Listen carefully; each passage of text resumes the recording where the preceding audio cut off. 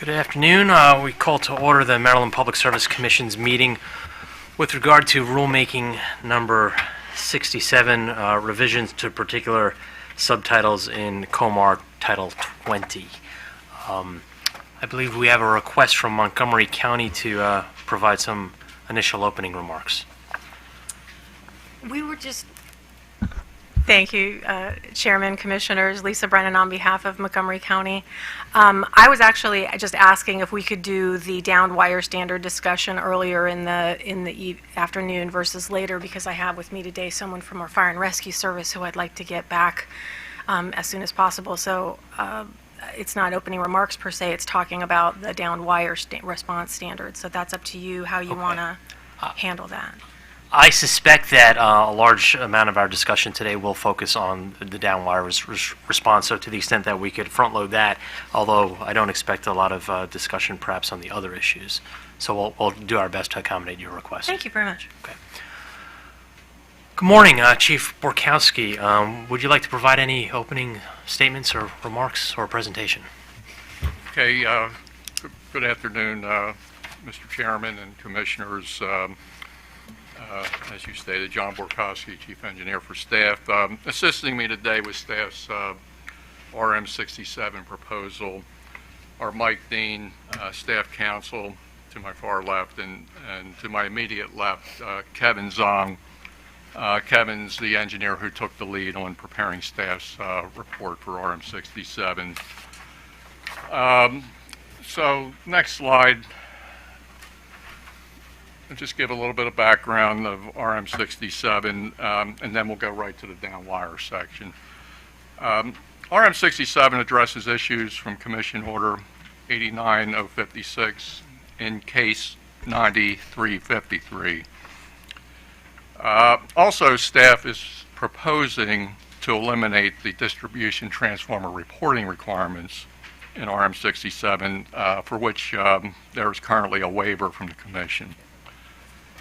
Staff worked with various stakeholders, the utilities, Montgomery County, and the Office of People's Counsel to propose near consensus regulation changes, which I think are demonstrated in the various filings by those stakeholders.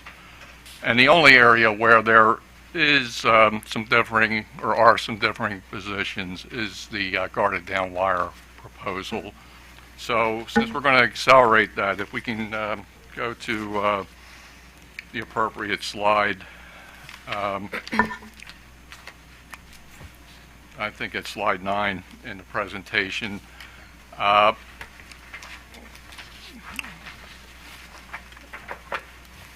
Okay, so regarding the guarded down wire regulations, the Commission was very prescriptive with respect to a 2-hour standard in their order. But the Commission was not prescriptive with respect to the percent of time utilities need to meet the 2-hour standard. Therefore, staff issued discovery to determine historical 2-hour performance. Now, I would like to note on this slide, the chop tank was excluded from the sensitivity analysis because they were 100% compliant with the 4-hour standard over the last 5 years, and they were 96.15% compliant with the 2-hour standard over the past 5 years. Regarding the legend, the green means that for the rows where you have percent response in 4 hours, that a utility met the standard 90% of the time. And on the percent response within 2 hours rows, it just means that a utility would have met staff's proposed 85% 2-hour standard, and the red just indicates that they did not. So the table reflects that regarding the existing 4-hour standard, only BG did not make this standard in the past 5 years. And that was in 2018, and we're going to be discussing that in more detail tomorrow at the Case 9353 hearing.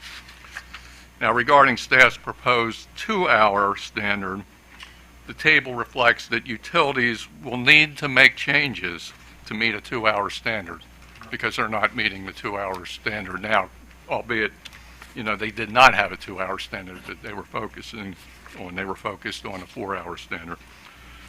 I also want to caution that this table may illustrate optimistic performance because the past 5 years we've had relatively few major outage events, at least compared to the period from 2010 to 2013. And typically, it will be a challenge to meet the guarded down wire standard if you have MOEs in any given year, and certainly multiple MOEs. So the next slide is a continuation of our sensitivity analysis.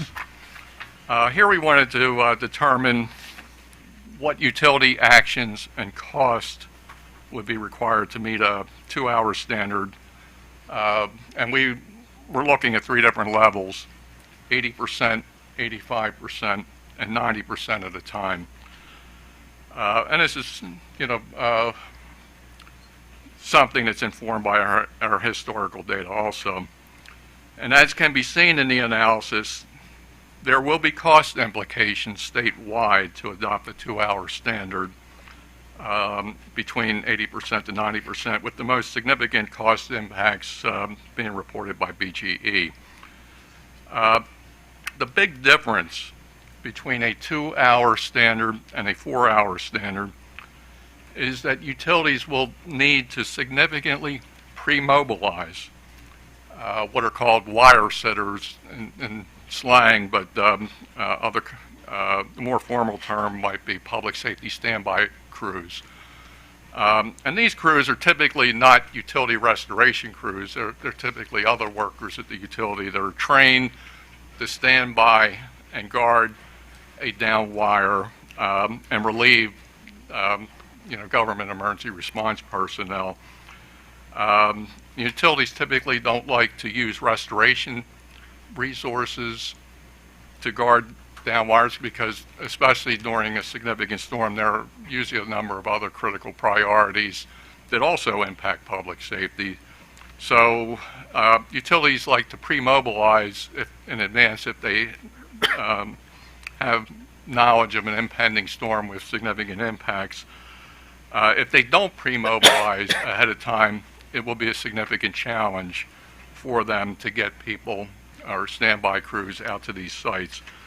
And this is because mobilizing these public safety standby personnel, it takes time to make the decision. If you're hit with a storm, for instance, and you haven't made that decision ahead of time to pre-mobilize these resources, it takes a while to even make that decision because the storm has impacted you. Then you need to get the mobilization coordinator or pages out to people. They need to respond to that. They need to report the work. Once they get into work, they need to be paired with another crew person. They need to be given materials like hard helmets, vests, safety vests, things of that nature. They need to be assigned vehicles. Then they need to be dispatched to a job, and then they need to arrive at a job site. For a 4-hour standard, utilities can reasonably do that. They can meet that 4-hour standard. But for a 2-hour standard, it's a challenge for them to do that within 2 hours. So if they guess wrong, or the weather forecast is problematic, and they don't make the appropriate decision because of an incorrect weather forecast, they will be challenged to meet the 2-hour standard. So utility cost involved really is being less conservative in making those decisions about pre-mobilizing these standby personnel.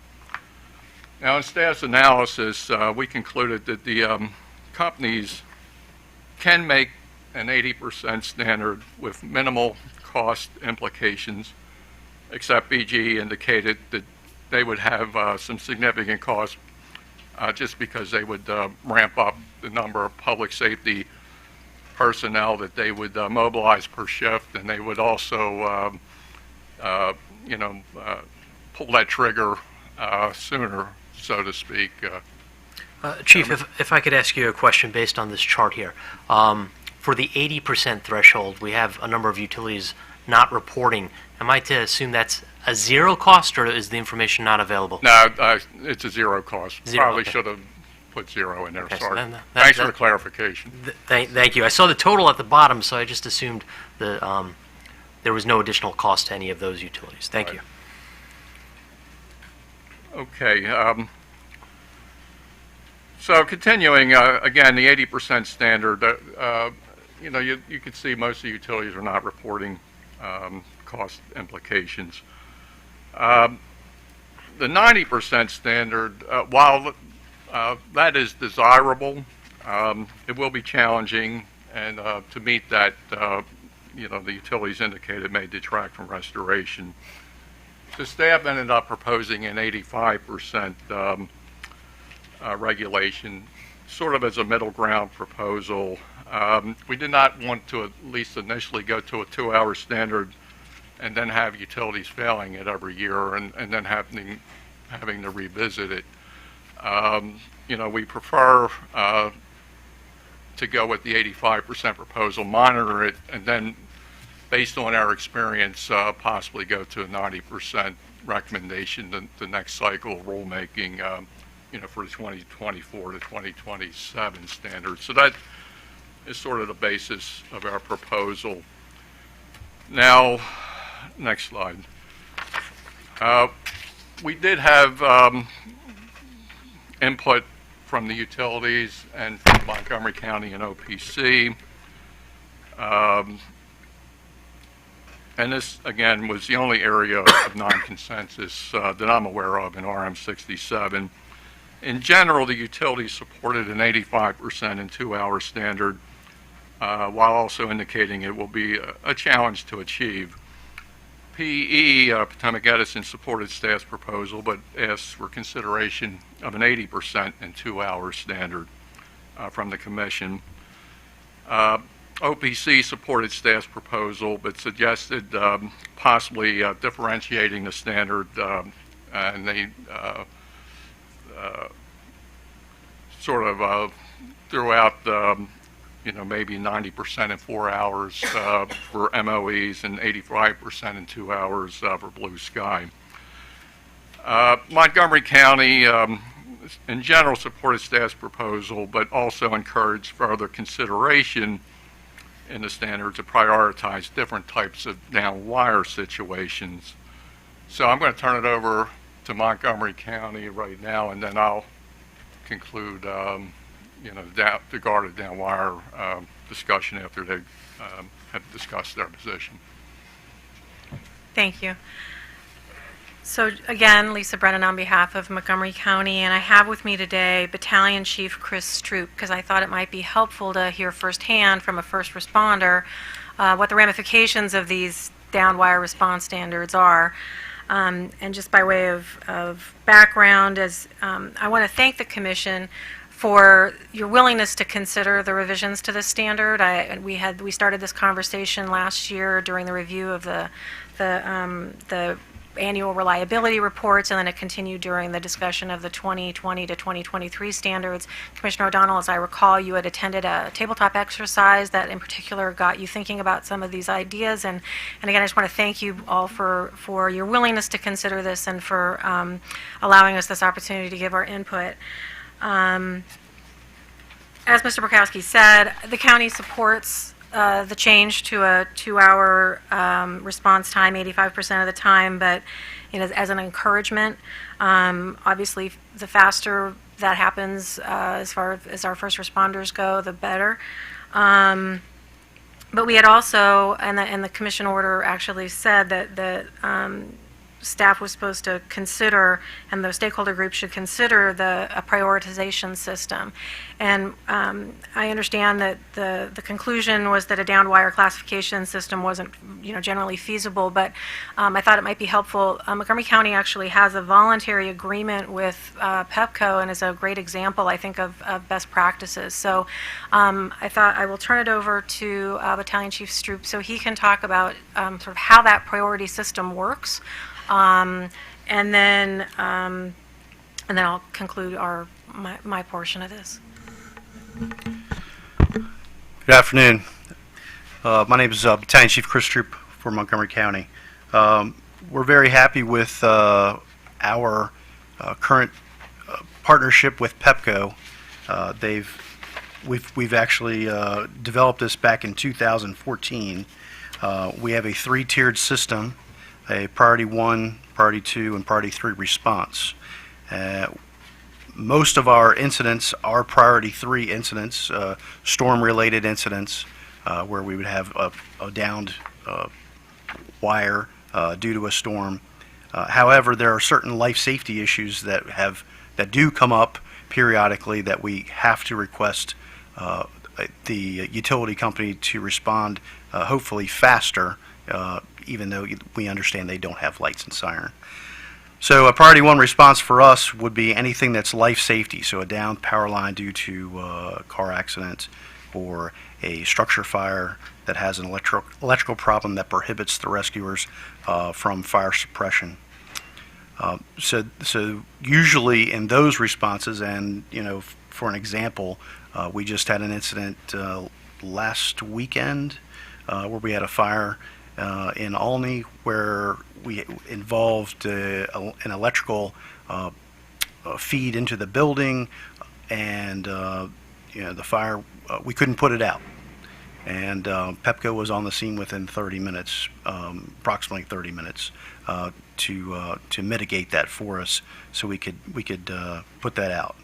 So we just want to reiterate that we're in favor of stratification amongst the other utility companies that we work with, BG&E and Potomac Edison, if that would be possible.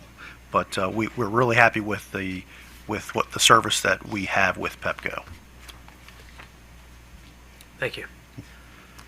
So I would just say I understand that there was some concerns about making it a part of the actual COMAR regulations, making it a statewide standard, but we posited that one option was at least to require that the utilities discuss such a voluntary partnership with the first responders in their service territories, because it's been such a success in Montgomery County, and it's my understanding is it's considered a best practice. So we certainly understand the complication of making it a statewide standard, since different utilities have different issues in different parts of the states, rural versus urban versus how close together people are. We're aware of that complication, but based on the success that's happened in Montgomery County, we do think it's useful to discuss, absolutely, and preferably to make it a requirement, but at the very least to encourage the conversation to go forward throughout the entire state. Can you give us a little background, your Emergency Services Partnership Program? What was the genesis of that? Obviously, that operates outside of COMAR. Who initiated that, and how did it develop? So this came, I don't know if this started at Pepco or started with the fire department, but we have a general order that goes back to 2014 that says that Pepco has developed a classification system. So it might have even started with them, and they came to us. But I can't tell you the genesis of how that occurred. Okay, I see the Pepco representative nodding in agreement behind you. And we do have a copy of the Fire Chief's General Order in front of us here. Great. Thank you. Commissioner O'Donnell. How is priority determined? Who determines priority? Is it the people on scene? The on scene? Yeah. So if we get to an incident and we find that we have a downed power line and there's someone inside the vehicle, that would be a Priority 1 type situation. So it could be county police or state police, or it could be... It's normally us, though. It's normally the fire and rescue. Normally so fire EMS. rescue, where we contact our dispatch center, and they will call Pepco directly, and they will tell Pepco exactly what's going on. They'll describe the situation to them, and they will in turn dispatch their own people. Yeah. Okay. I think it's a good idea. This is a great system. I'm not sure how we could codify it in COMAR Right. without perturbating every county in the state. But there probably is a good way to communicate that to your counterparts in the various counties through MACO, the Maryland Association of Counties. Like I said, the majority of our incidents are, they're the priority 3 type for the power company. So we're not calling them all the time saying, we need you out here right away. That doesn't happen frequently. MACO has their annual summer conference coming up in August, and some of the commissioners will be attending, and I'm sure that Montgomery County will have a large contingent attending the MACO conference this year in Ocean City. But that is a forum that the counties can use to share best practices, and I would encourage Montgomery County to take the opportunity to share that best practice with their fellow counties and with the other utilities, maybe at MACO, that may be in attendance at MACO.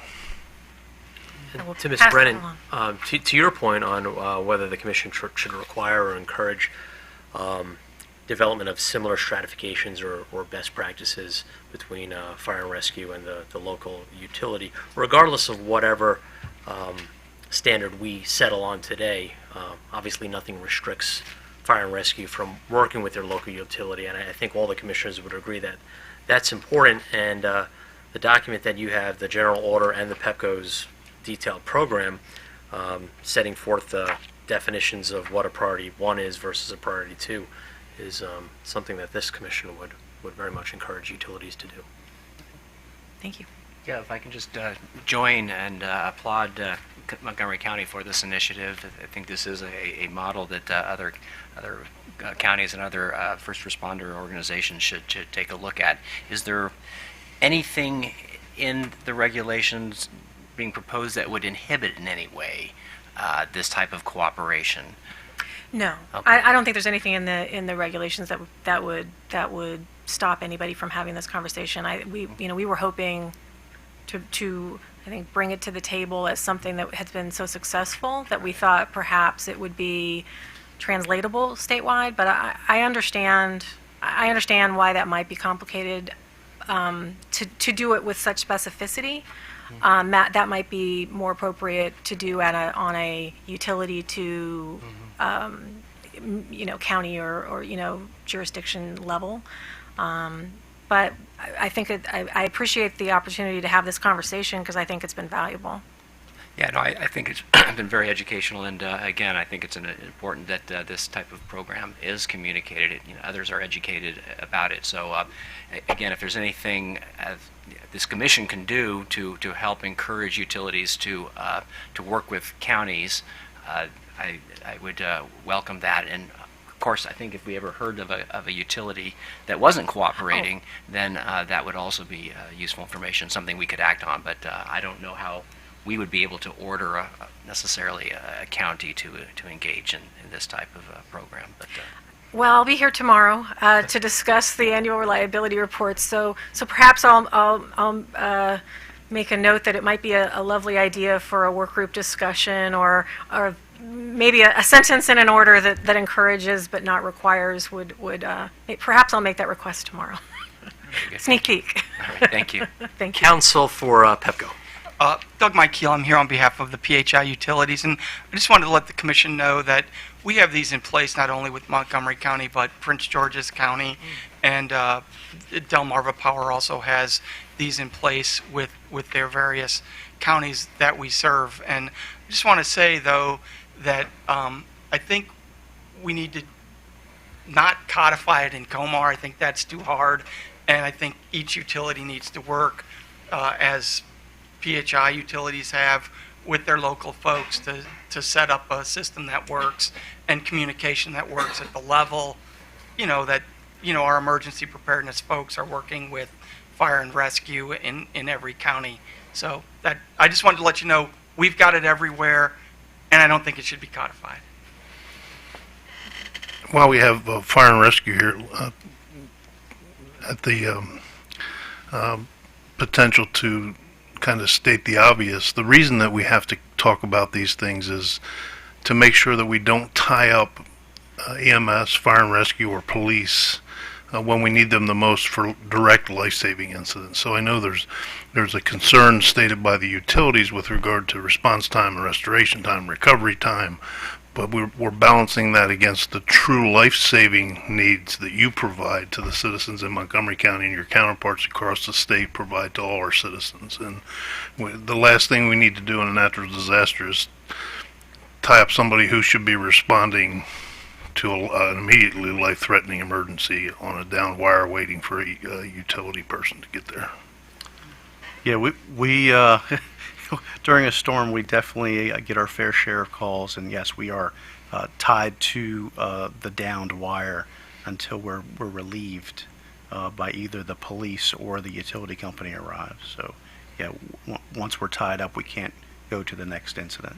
And of course, it's a matter of balancing interests, balancing monetary interests, and many other things. Of course, we have safety and safety standards too, so we got to balance those interests. Thank you. Counsel for BGE. Good morning. Good morning. Good afternoon, Commissioners. Beverly Sikora for BGE. I just wanted to let the Commissioners know that BGE does have a very similar priority system in place as well that is across our whole territory. I don't believe it's exactly the same, but it's very similar that it's, basically life-saving and then something less and then finally a standard similar to what we'll be codifying. I've been here almost 20 years, and I'm safe to say we've had it for probably a good 15 years of that, and it's been something that we've worked out with them for quite a few years. I'm sorry that Montgomery County may not have been aware about that, but that's been in place for some time, and we do try and communicate with them that same thing as they discussed. We get calls from the dispatch centers, and they will explain the situation, and we will get the calls actually go straight into our dispatch center too, so that those folks are getting the call immediately. It's not going through the call center. Then the dispatch will then look to see who is the closest, if it's a life-saving, so that they can get somebody out there as quickly as possible. I will just say that I'm speaking for this commissioner only. I'm a little surprised. I appreciate Montgomery County coming, and I appreciate the comments of the utilities that there's a broader application of these standards out there in Maryland, and it's unfortunate that I'm just finding out about these agreements and these standards, long-standing standards, as I'm sitting here on the bench today. So, because they could impact our rulemaking in this instance. Counsel for Potomac Edison. Yes, good afternoon, Mr. Chairman, Commissioners. I just wanted to add an additional piece of information since we're talking about what the other utilities do outside of the context of the specific agreement between PEPCO and Montgomery County. We have what's called a life and limb priority. It's not restricted just to down wires. There are other contexts in which it is activated. House fires and that kind of an emergency is the one that comes immediately to mind. And it's an immediate response rule or procedure when we're informed that someone's life is in danger. We respond to either cut the power or otherwise show up on the scene and do what needs to be done. And I would venture to say that that is a standard utility practice. It's not just a best practice, it's a uniform utility practice. That there is the specific exchange of information and the specific nuanced set of priorities between PEPCO and Montgomery County is certainly something that's worth discussing and looking at. But the general procedure that if there's a danger to human life or safety, the utility is going to respond right away. You don't need to be concerned that that's been neglected in the past. That's certainly our company's process. When I was at BGE, it was BGE's process, and I would hazard to guess that, when I was a utility lawyer in another state, that was our process. and I would hazard to guess that it is the process of every electric utility in the country and has been for some time. So it's not just something that's peculiar to downed wires. Thank you, Mr. Trout. While you have the mic, would you like to take 1 minute to advocate your position with respect to the 80% standard? Just to be clear, and Mr. Bukowski stated it completely correctly, we support staff's recommendation. We just noted that the analysis which staff developed, the factual and data-driven analysis that staff developed in support of their recommendation would also support a rule of 80% in 2 hours.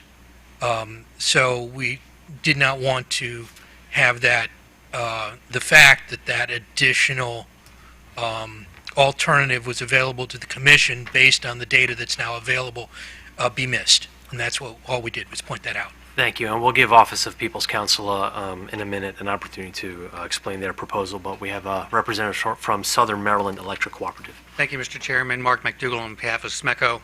I just wanted to piggyback on the other utilities. While we don't have a written agreement or anything of that nature with the counties that SMECO serves, calls from first responders do go directly to our dispatch, and we will prioritize those based upon the urgency of the situation. Human health and welfare is top on the list. House fires, car accidents, they rise to the top, and we'll dispatch people, crews to that area to respond to those calls as they come in.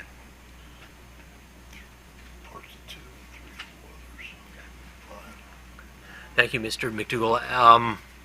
So you stated that with respect to the counties that you serve, 4 or 5 counties, I believe, you don't have any formal arrangements with any of those counties? No, we do not. Okay.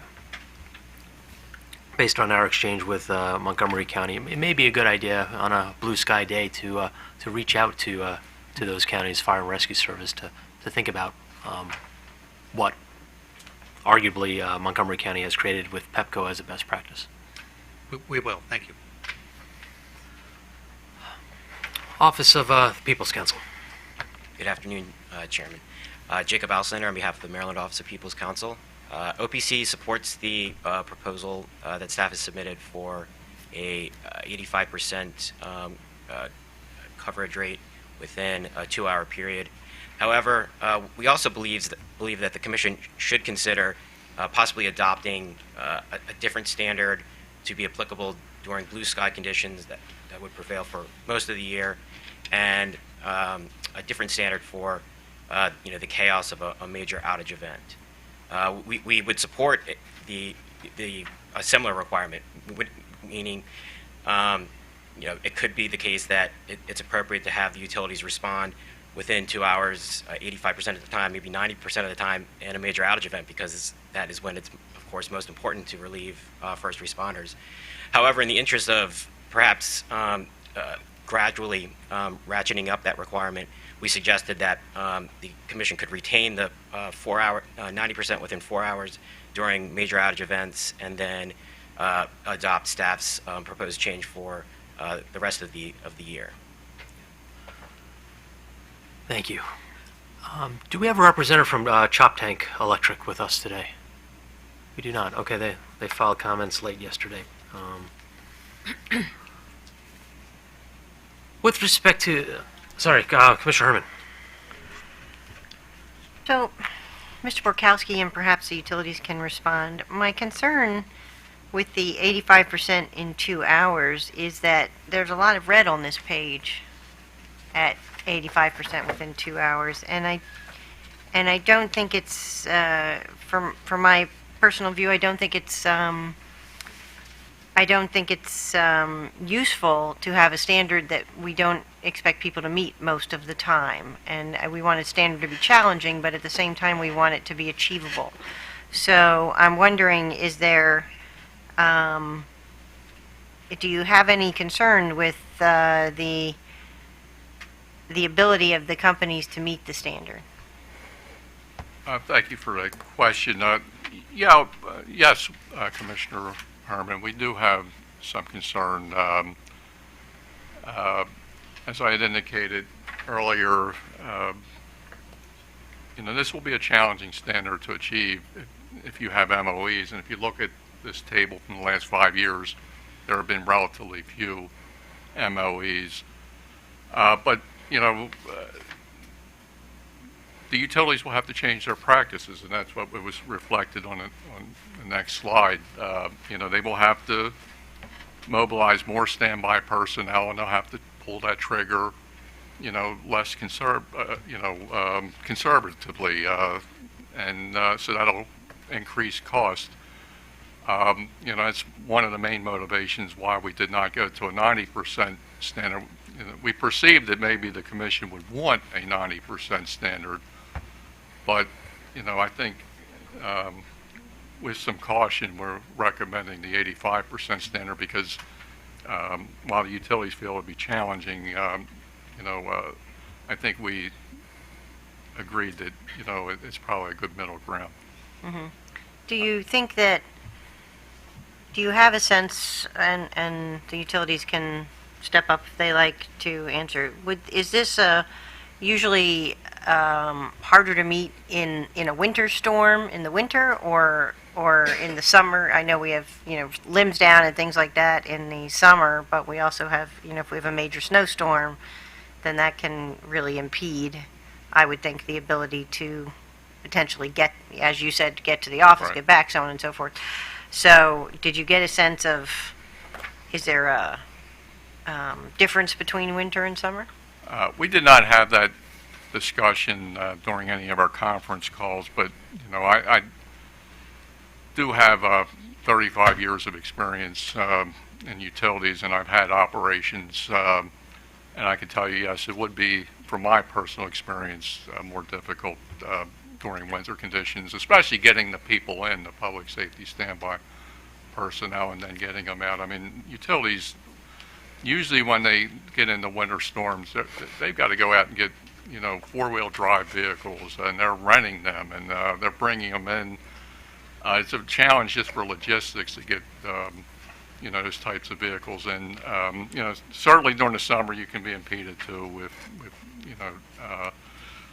trees across roadways and things of that nature, but I think it's more of a challenge during the winter. One would think. So do the utilities have any comment with respect to whether this is an achievable standard, challenging but achievable, or challenging and, we're hopeful but not sure? I just, this is a concern, from my standpoint of adopting a standard that, maybe half the time isn't going to be achieved, and that maybe that leads to a conclusion it's not an appropriate standard. So is there any comment on that? No? Okay. Oh, here we go. I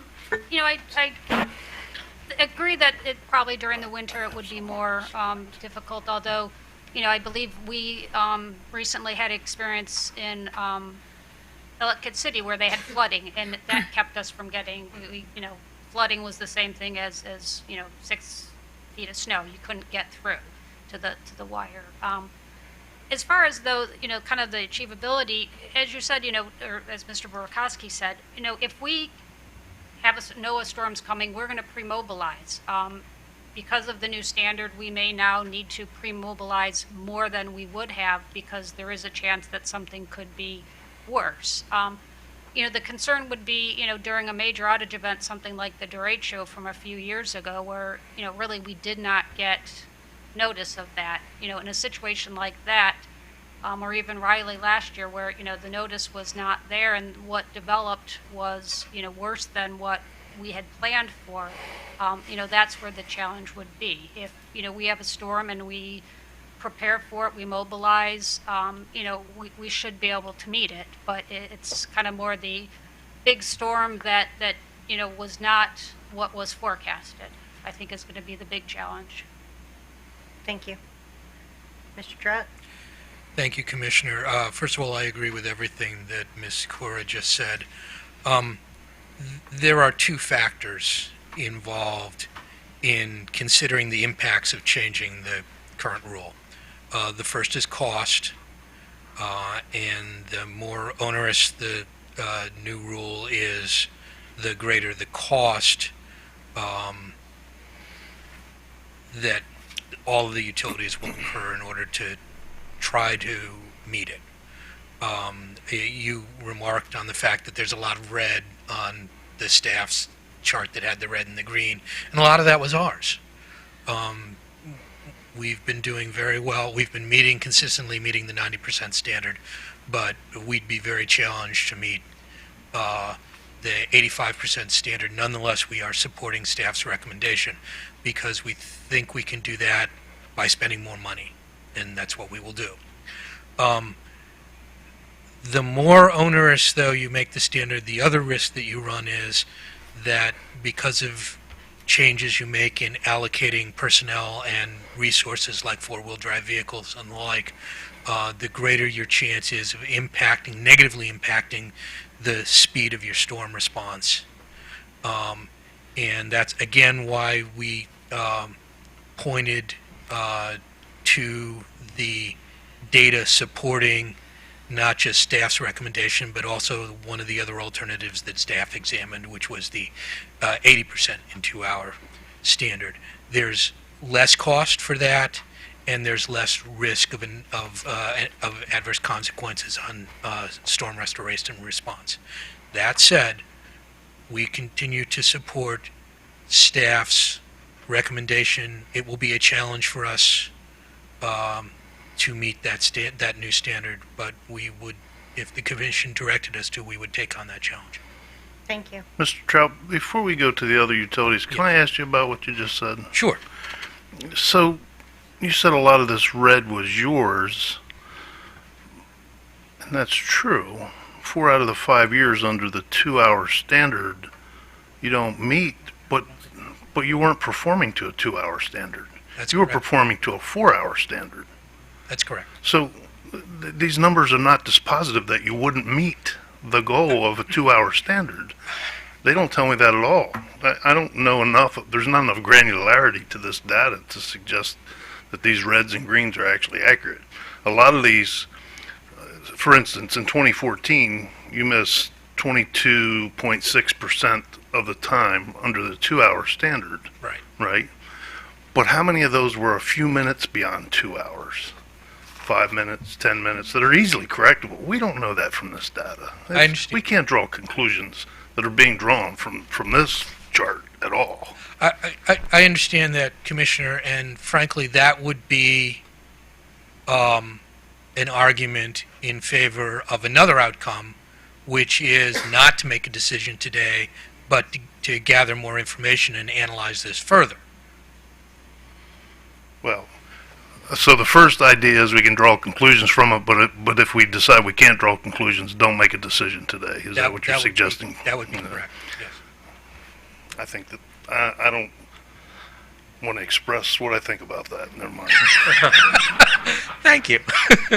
Counsel for PHI. I would say these rules are challenging but achievable, and I guess what I count on is that all the parties are going to look at the nature of the storm and the nature of, the company's response, and if for some reason we have a storm that comes up and there's no notice and we don't meet this standard, the commission would take that into account before they would take any action. And so I just think we need to look at it storm by storm, case by case, but as a general rule, these are challenging but achievable. Thank you. Commissioners, SMECO finds the staff proposal as challenging but achievable. We would have to make some changes to our practices to ensure as best as possible that our restoration efforts do not suffer, but we think we're up to that challenge. Okay, thank you. Just for the record, since Chop Tank did not send a representative, their statement is that the proposed standard may be difficult to achieve during years with several major events, especially during events that cause roads to become impassable. Chief,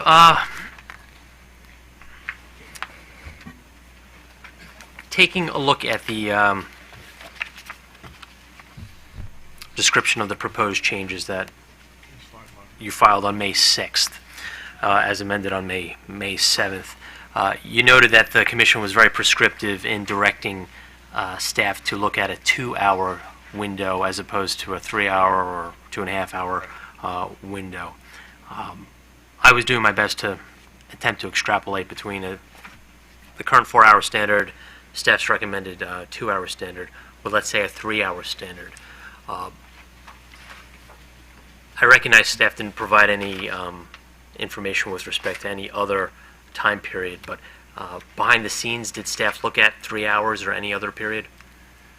No, we did not, based on the commission's order to look at a 2-hour standard. We viewed that as, starting point for our sensitivity analysis.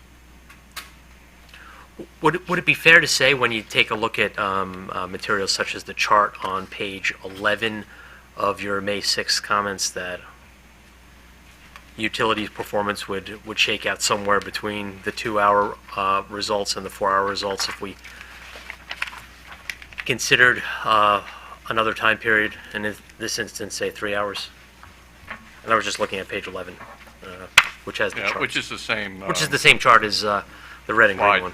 Yeah, it's Maybe we slide could- on page 10. Excuse me, page 9, slide 9. And Mr. Zong, if we could put up slide 9 again.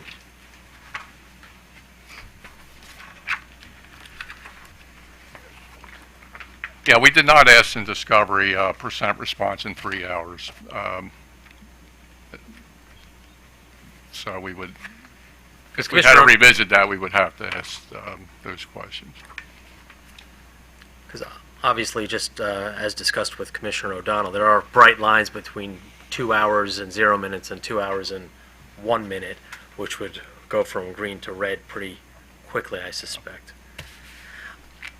I do share some of the concerns with making sure that we have a goal that is challenging, but yet not impossible to meet. And I'm not of the mindset to establish standards that would set up the utilities to fail them.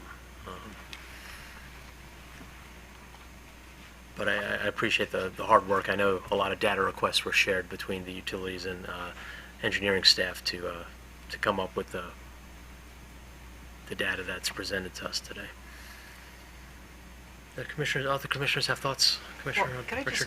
I wanted to pick up on a question or a point that Commissioner O'Donnell just brought up, and that is when we look at this chart, when we look at the 2-hour response time, at this point, none of them are being held to that 2-hour response time. On the next page, we asked them, okay, if we were to set a 2-hour response time at 90, 85, or 80%, they'd provide a new budget for it. So why couldn't we assume if they're providing an accurate budget that if we set if we change the response time that they wouldn't meet it, just like they met the 4-hour timeline? I mean, is that what the information I should glean from this chart here? That if the right budget is set, if we spend the extra either 1.7 million or 1.4 million, then presumably shouldn't we expect them to see all green, except for those very unusual circumstances like BG pointed out with the derecho? Yeah, that was the purpose of the sensitivity analysis to begin with, to say, okay, this is the as-is, what would you need to do to meet, a standard at 80%, 85%, 90%, and that's, just a summary, but we would expect in general, although it's challenging, that you would see, provided you had the same type of weather experience that you've had the last couple of years, we would expect to see, that whole chart being green with, maybe just a few exceptions.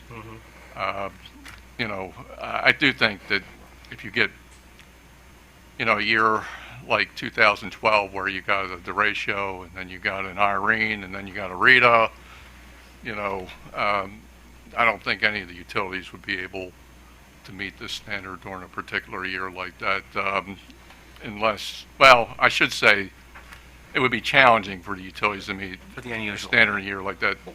Can I ask also then, the chairman asked about something in between a 3-hour. Isn't it reasonable then to extrapolate from the information you provided that if you had a lesser time response, that somewhere below then from the most, the highest estimates, $1.7 million, it would be a lower amount. In other words, it'd be a stretch where we'd be pressing the standard, but at the same time, we would also be, looking at maybe a slightly less costly overall standard. Yeah, I think you have more margin for error if you're a utility mobilizing your public safety standby personnel and you haven't pre-mobilized them. That whole description of mobilizing, getting them in, pairing them up, getting them the equipment, getting them the cars, get them dispatched that job. It's more realistic to have that done in 3 hours and 2 hours. I know a lot of times, in my experience, it takes just an hour to get a hold of people and have them get back in. I mean, usually utility requirements, when they send out a page or notification, and they basically have people calling in, and it takes a while to make that confirmation, that they're coming in, they're being mobilized, and then if the utility doesn't get enough people with that initial broadcast, then they're going down further on the roster, pulling people in. But if you have people pre-positioned, you can meet the 2-hour standard. Okay, I just If you have a 3-hour standard, that gives you more margin of error I for if you're wrong. and that's where I should glean from the budget, that they Right. then are budgeting to meet a lesser time response requirement. Right. They would, BGE's example in their filing, normally during storms where they have a high confidence storm event, they said that, they would normally mobilize 15 public safety standby personnel. However, to meet this standard, at 85%, they think, that they would have to triple that. Okay. So, it's just one of the utility All right, impacts. so I can depend on these budgets then. Yeah. Great, thank you.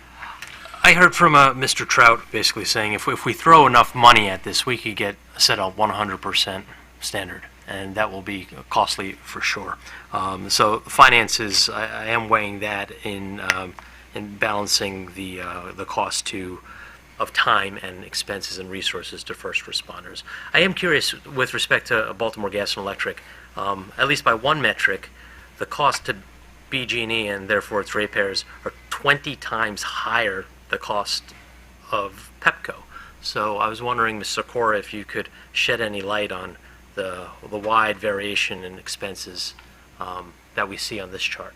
Actually, I'm going to go on with Mr. Summerson to do that because I'm a lawyer and I don't do that math. Would you mind going to the microphone to say that, please? That's harder math than my lawyer skills can do, so I'm going to bring up Mr. Summerson to describe how we came up with those amounts. Good afternoon. Corey Summerson, Director of Engineering at BGE.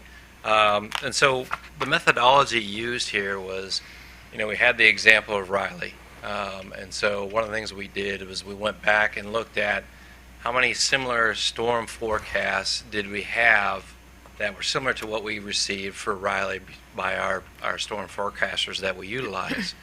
It was about 17 different storms that could have been the same as Riley. And so we calculated how much, resources we would have needed to pre-mobilize to actually meet this standard in the case of Riley, and then utilize that over 17 different storms, because you don't know when that actually is when a storm is gonna overachieve. And so that was the basis that we used to come up with the calculation. But you would concede that it's rather eye-popping when compared to... It is, right? And so, and remember, right, we also are a much larger utility with a much wider territory than Pepco has in Maryland. And so you're going to have a difference there with the spend, because the amount of resources you're going to need to be able to do this within the state. That's a fair point. Do commissioners have additional questions of the BG&E witness? Some general comments. Just some general comments. I agree that goals should be achievable, but they should also be challenging. To look at a flip side view of this green and red chart, and we had some experience this past legislative session looking at charts on screens that didn't really tell the right picture. under the current standard, there's only one red block on here. One. And that's BG&E in 2018, and it's attributable to Winter Storm Riley, one storm. So to me, that says the current standard isn't challenging. At least that's the way that I read this chart. So it's a different way of reading the chart, as opposed to reading it with a lot of red on here from a standard that doesn't even exist, but kind of extrapolating the numbers downward or backwards to say you're going to fail that number of times. I don't believe that to be true.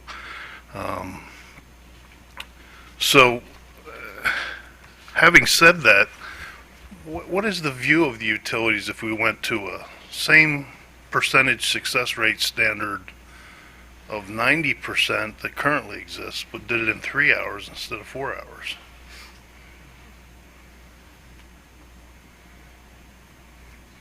I mean, in that case, you only have one variable. You're only changing the response time. You're not changing the success rate and the response time, which is two variables, and I'm not sure how they net out of each other. Commissioner O'Donnell, on behalf of SMECO, we're not sure how it would work out either, but I think we would be willing to work with that. 90% in 3 hours is something that I think that, again, is challenging but achievable. We did look at that internally. We weren't asked to provide that data to staff, but we did look at the data ourselves. That would be a certainly a more challenging standard than the existing one. For our particular company, it would be in some respects comparable to the staff's proposal in that it would be a challenge for us, but we think we can meet that challenge. So we believe that adopting a rule of 90% in 3 hours would represent an improvement on the existing rule for the reasons you articulated, Commissioner O'Donnell, but at the same time, it would be a standard that we could, with effort and concentration, meet most of the time. Thank you. Ms. Sikora. Ditto. Okay. Mr. McKeel. Ditto. Okay. As I just mentioned a moment ago, I am trying to internally balance cost and expense, and as Commissioner O'Donnell noted, this chart is placing a standard that doesn't exist in context of what the staff's recommendation would be, and trying to extrapolate that out into the future is difficult because we don't know what the storms are going to be going forward. Recognizing the testimony of Chief Engineer Borkowski a few minutes ago, stating that 3 hours in his professional experience may be more reasonable to create a mobilization, and recognizing that this commission can continue to examine the standards on a going forward basis, I would be comfortable and supportive of a standard that would be met to guard a down wire in 3 hours 90% of the time.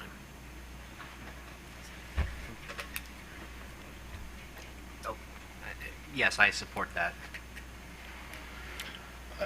I support that also. I think it takes into account the fact that we want to continuously improve performance, but we don't want to overburden too quickly, too rapidly. So it's a gradualism approach that gets us to maybe relieving our public safety folks a little bit sooner, but doesn't necessarily upset the apple cart right away, and we can evaluate this going forward. And all the utilities present said that they could work with this standard, so I think that's important too. I would support that, Mr. Chairman. Thank you. Commissioner London. Yes, well, as someone who's had to stand guard over a line for just under 3 days, I would certainly support 3 hours, 90% of the time. Commissioner Herman.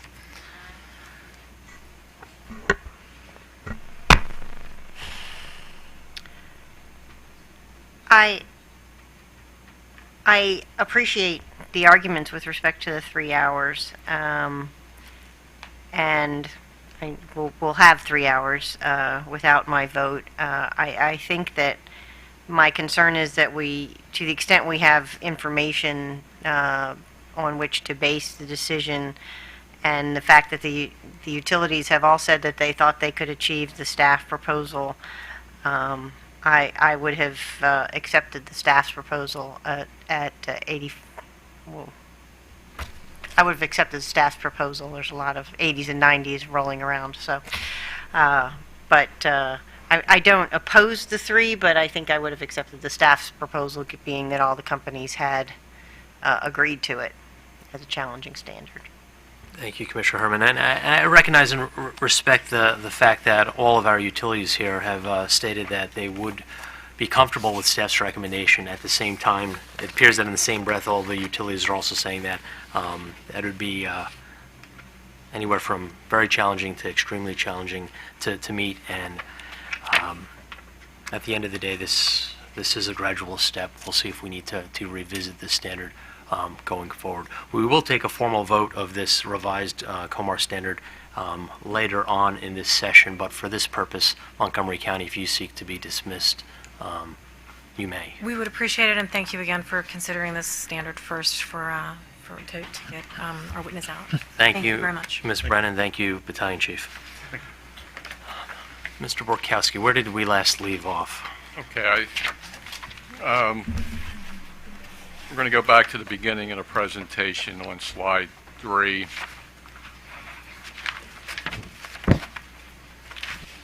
Okay, I will note that we had consensus on everything else we're going to recommend, so maybe this will go quicker. With regard to major outage events, staff is recommending the elimination of the federal, state, and emergency declaration criteria within the major outage event definition.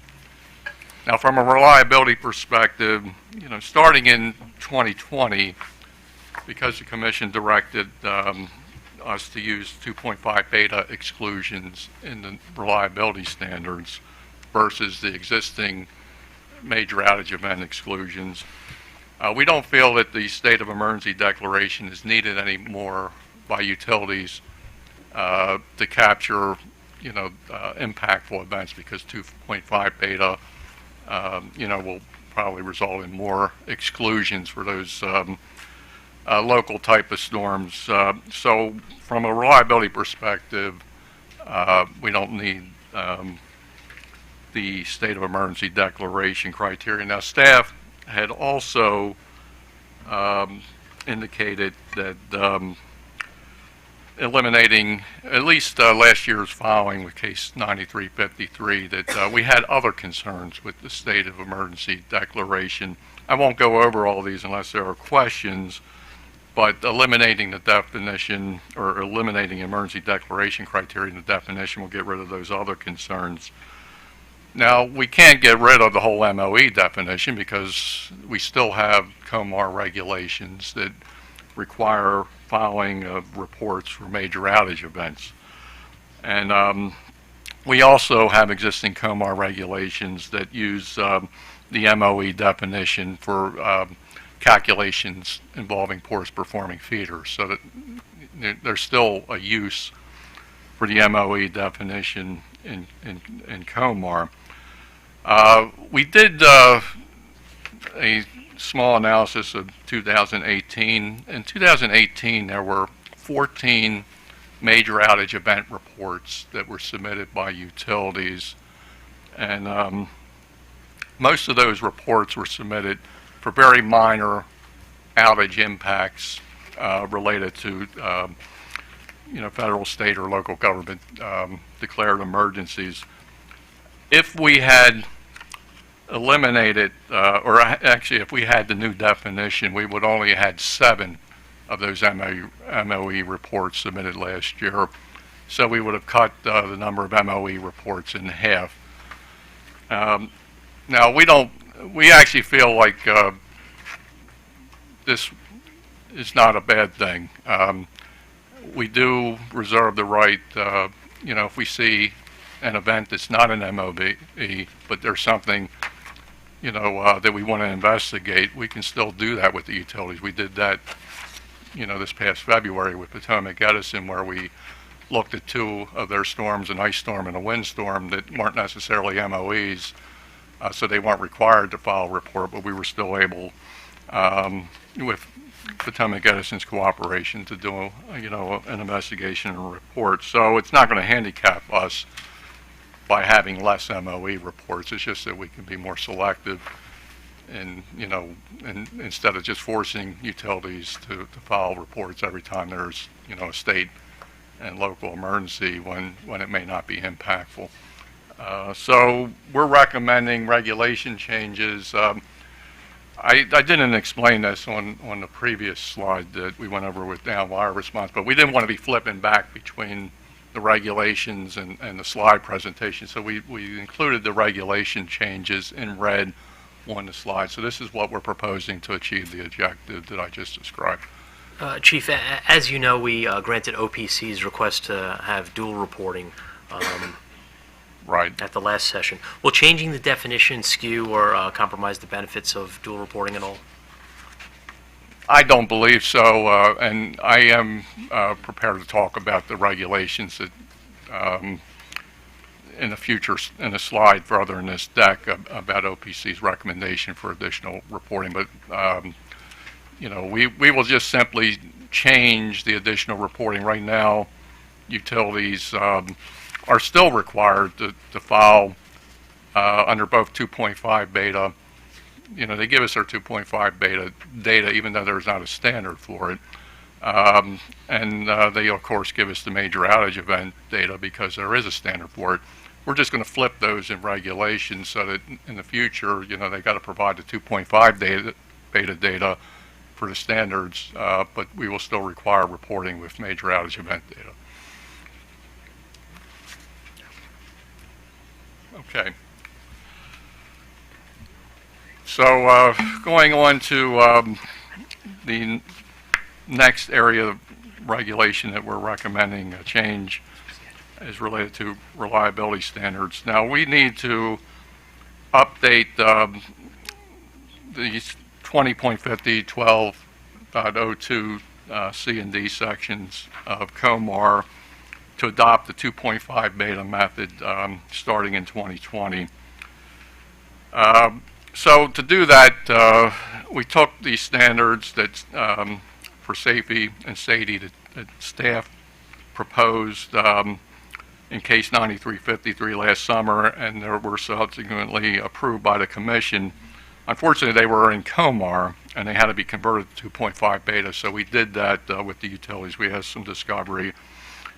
So all the standards have been changed to reflect 2.5 beta. I do want to have a short discussion about one caveat. Exelon PHI merger commitments, they're COMAR commitments, and both Delmarva and PEPCO have safety and SAIDI commitments through 2020, and they're based on the old COMAR methodology. They would not be based on this 2.5 beta methodology. We chose to propose regulations that only reflect the 2.5 beta methodology. We view the merger commitment as a separate item, so we did not try to incorporate that into these standards. And to some extent, when you're looking at 2020, the 2.5 beta is based on, the Exelon PHI merger commitments that are roughly, equivalent anyway, but, it's not perfect. PHI indicated verbally they were okay with this approach. However, they may choose, at least they verbally indicated to me that they may choose to, since they have two separate standards in 2020, to possibly file a waiver with the commission, waiver request with the commission, just suggesting they be held to one standard next year, which is their merger commitment, which is based on the old COMAR methodology. But I'll let them address that if they like.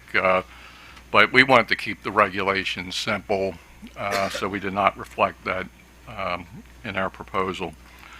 And there was also one section in this part of COMAR that had to do with effective date and proration. This was a section that was totally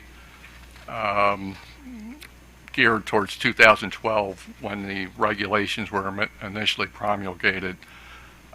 Since they were going to be in effect essentially mid-year, there needed to be a way of prorating these standards.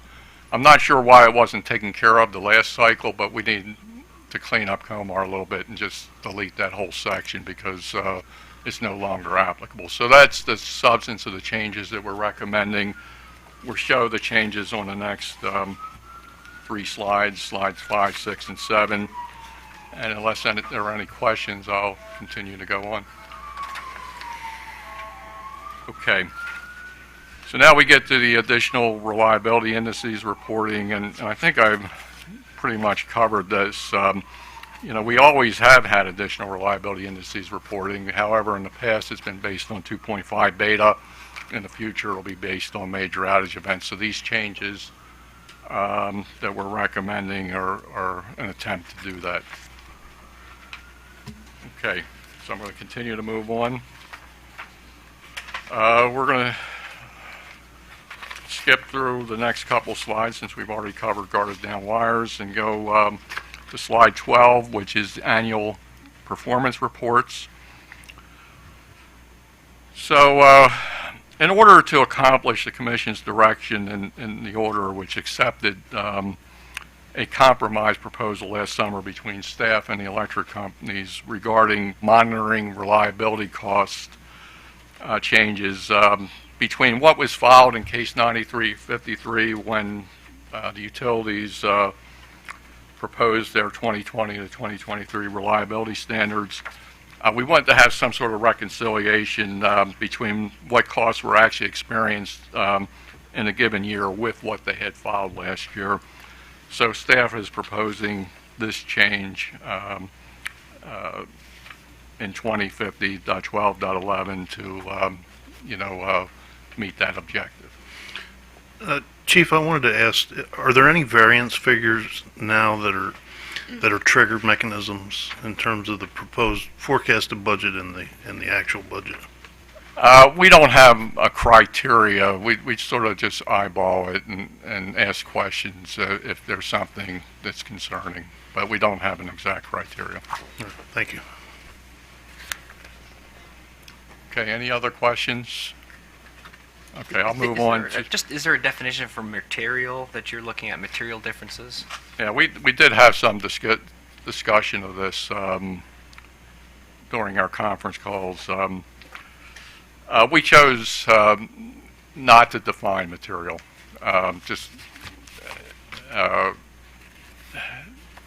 We could have tried, but I think that. Well, do you have a range in your mind? When does this variance going to be triggered as far as wanting? Well, I think in general, and I use the stride example. Once you get above like a 20%, 10,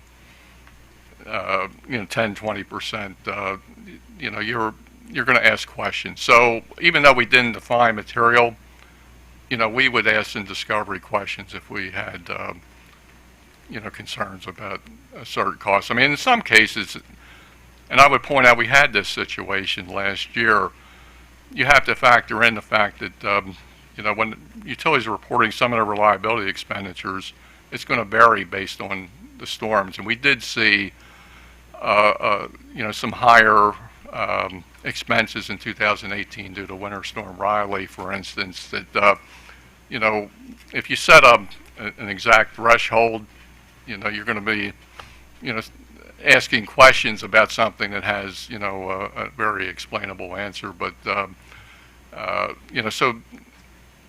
I would say that, it's sort of an argument against having a set criteria, but, it's not a bad idea.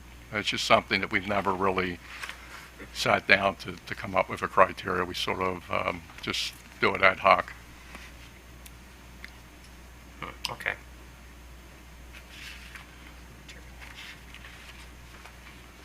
Would the commission want us to have a criteria?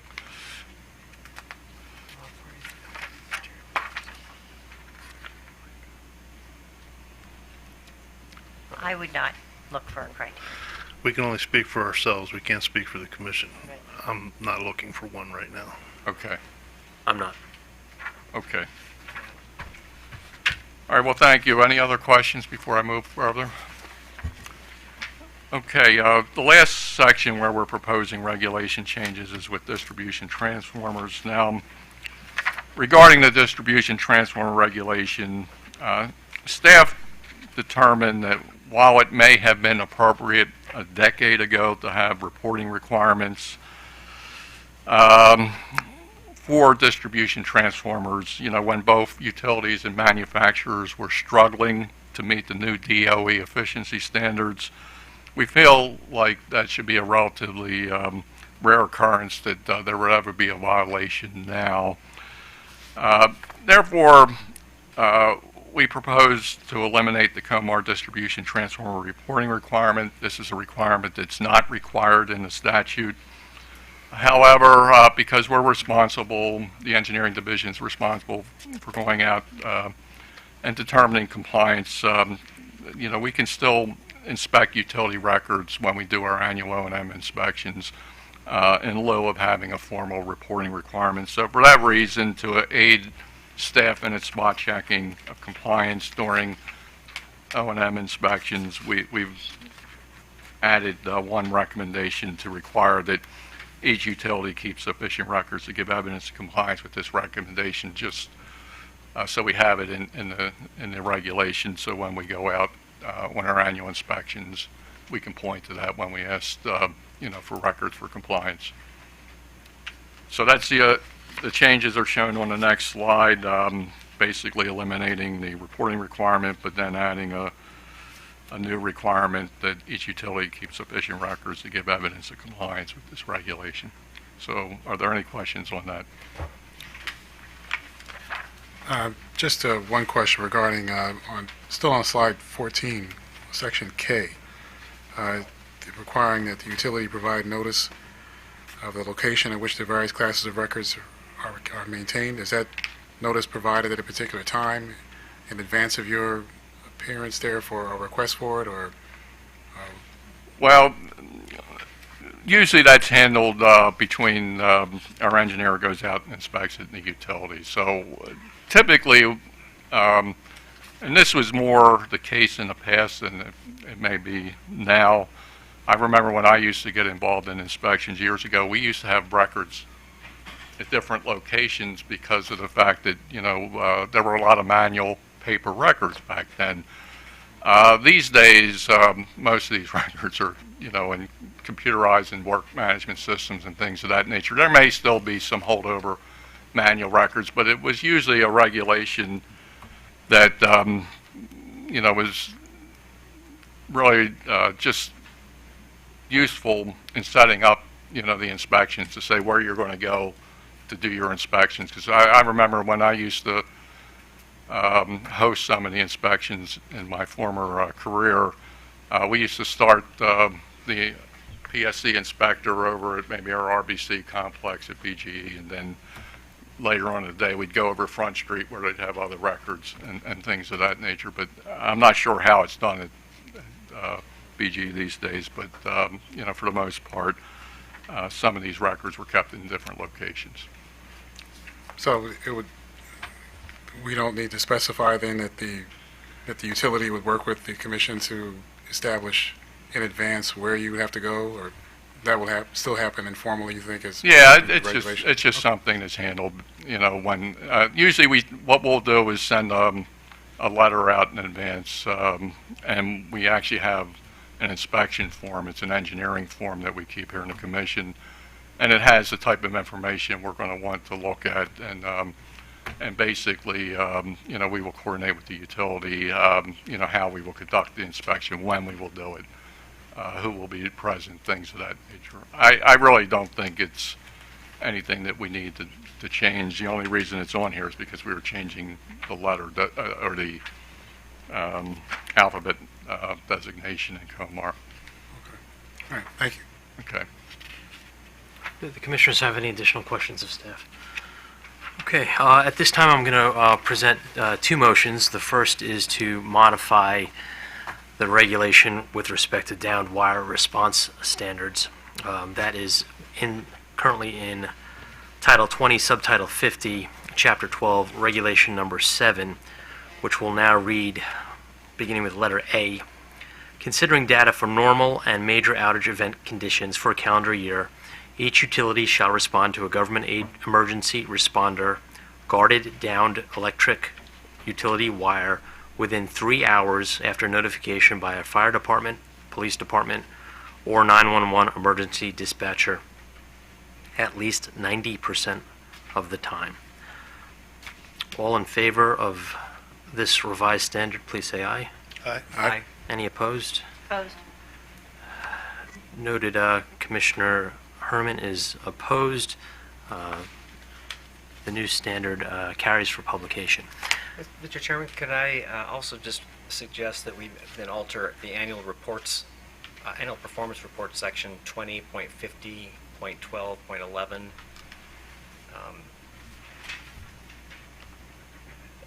Let's make sure I'm getting the, it looks like it's B. We may need staff's input on this. A, because right now the number of down electric utility wires to which the utility respond in, and then right now it reads 4 hours or less, more than 4 hours, but less than 8 hours, and 8 hours or more. And so I just wonder if we should reconcile that number now with the new standard.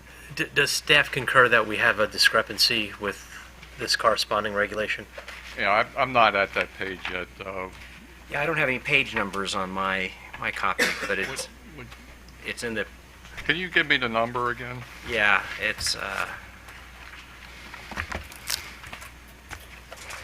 make sure I'm looking, it's 20.50.12.11 annual performance reports, and then it looks like it's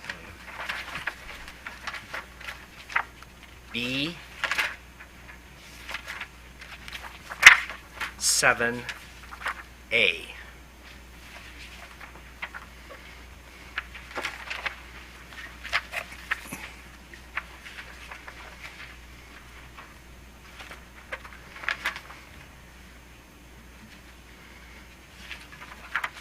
Yeah. Yes, that's a very good pickup. Sorry, we did not pick it up, but we probably should, I would propose that we change it to 3 hours or less, and more than 3 hours, but less than 8 hours, and then 8 hours or more.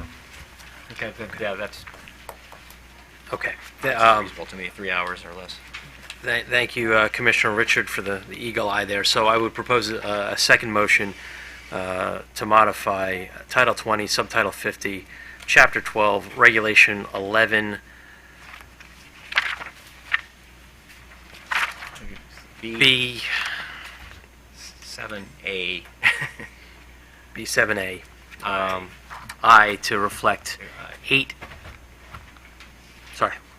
3 hours or less, followed by little Romanet 2 to state more than 3 hours but less than 8 hours, semicolon, and.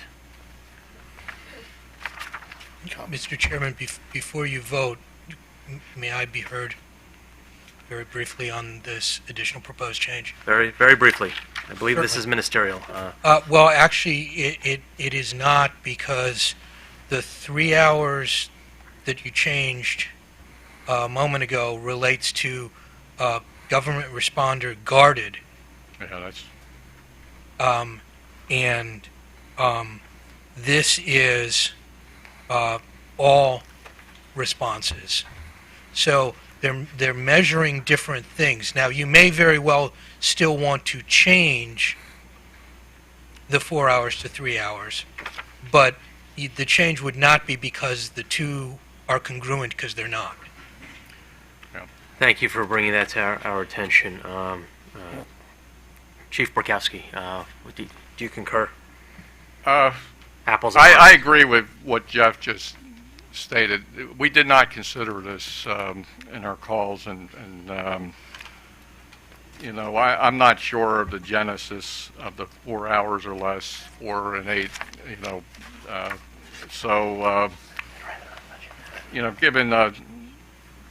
given what Jeff's explanation, I would agree with that. Maybe we should just leave it alone for now. I would concur in that point after taking a look, and they are not congruent. Mr. Chairman, Jake Alcenter with OPC. I would just like to point out, just to make you feel better, that I think B3 will still capture the actual downwire response performance information. So I think what Mr. Trout said was correct. You'd still get all the information, but I think 7 is actually asking for slightly different info. Thank you. Mr. Auslander, I'm going to transfer the Eagle Eye Award from Commissioner Richard to you in that case. Thank you. So we will withdraw that last motion. The next and final motion of the day is a motion to publish in the Maryland Register for notice and comment the revisions to COMAR 20.50.1.3, 20.50.2.6, 20.50.3.4, and 20.50.12.2, 20.50.12.5, 20.50.12.7, and finally 20.50.12.11. As these proposed regulations were filed by Commission's technical staff in this docket on May 6th, 2019, and revised on May 7th, 2019, as amended here today in this rulemaking session, subject to any non-substantive changes necessary to conform to COMAR drafting requirements. Seeing no additional concerns or business in this rulemaking session, this hearing is adjourned. Oh, yeah, why don't we, that's important. Why don't we vote on that motion? Thank you, Commissioner O'Donnell. I was so anxious to gavel out. All in favor of that motion? Aye. Any opposed? The motion is approved. This hearing is adjourned.